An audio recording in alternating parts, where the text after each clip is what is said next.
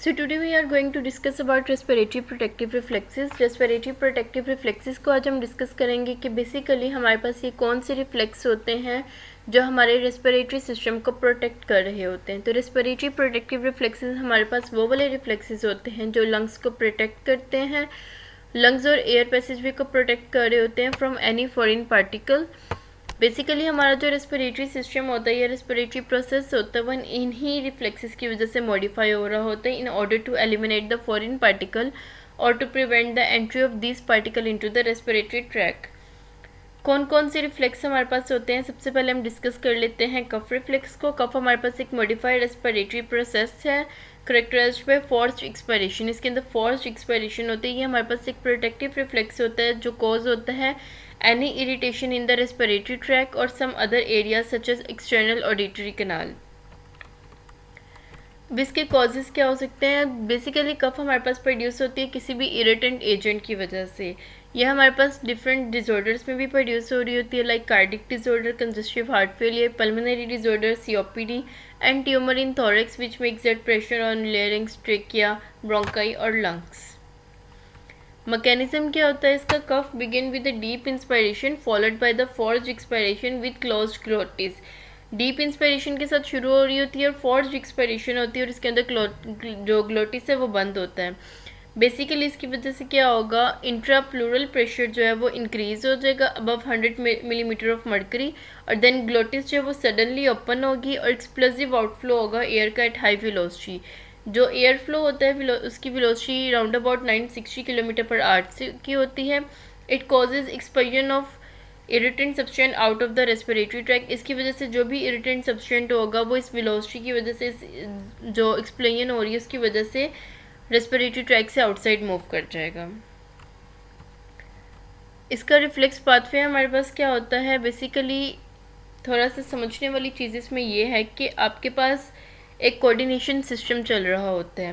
Receptors मौजूद होंगे जो इनिशिएट करवाते हैं कफ को। बेसिकली जो रिसेप्टर्स हैं कफ रिसेप्टर्स वो मौजूद होंगे nose, paranasal sinuses, larynx, trachea, bronchi, pleura, diaphragm, pericardium, stomach, externally auditory canal and tympanic membrane पे।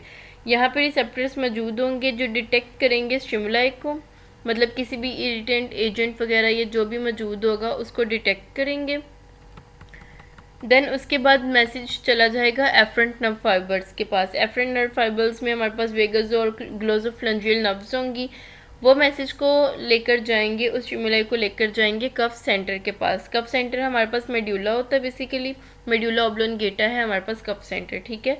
वहाँ से क्या होगा कि इफरेंट नर्व फाइबर्स जो हैं जैसे vagus, phrenics, spinal motor nerves वगैरह यहाँ से मैसेज को कन्वे करेंगे और इफेक्टर मसल्स तक लेकर जाएंगे। इफेक्टर मसल्स हमारे पास glottis, external intercostal, diaphragm, major inspiratory and expiratory muscles हैं जो इनिशिएट करवाएंगे, एक्टिवेट कर देंगे एक्सेसरी मसल्स वगैरह जो इनिशिएट करेंगे कफ को। देन हमारे पास है next sneezing reflex.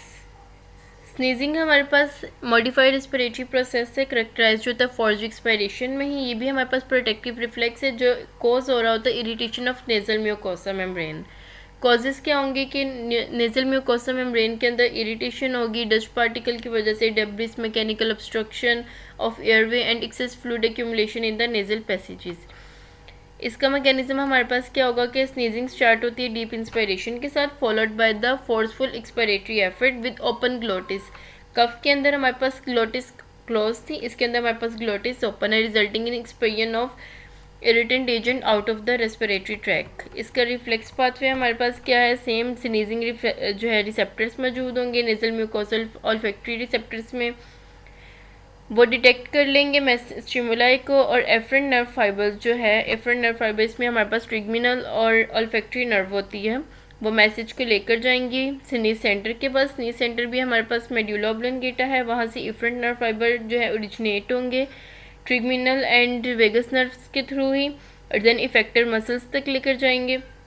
Effectors muscles हमारे पास फ्रेंजियल, ट्रेकियल और रेस्पिरेटरी मसल्स हैं और देन हमारे पास स्नीज प्रोड्यूस हो जाएगी।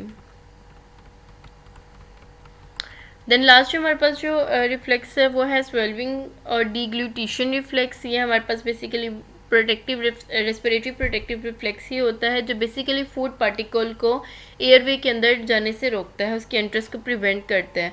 स्वेल्विंग के दरमियान जो रेस्पिरेशन है ना वो अरेस्ट होती है कुछ टाइम के लिए। टेम्परेरी अरेस्ट ऑफ रेस्पिरेशन को हम कहते हैं एपनिया। और अगर ब्रीथिंग ड्यूरिंग स्वेल्विंग अरेस्ट हो रही है इसे हम कहेंगे स्वेल्विंग अपनिया और deglutition apnoea. It take place during pharyngeal phase के अंदर ये हो रही होती है। सेकेंड स्टेज होती है deglutition and prevent entry of food particle into the respiratory tract. इसका डिटेल लेक्चर हम फिर पढ़ेंगे।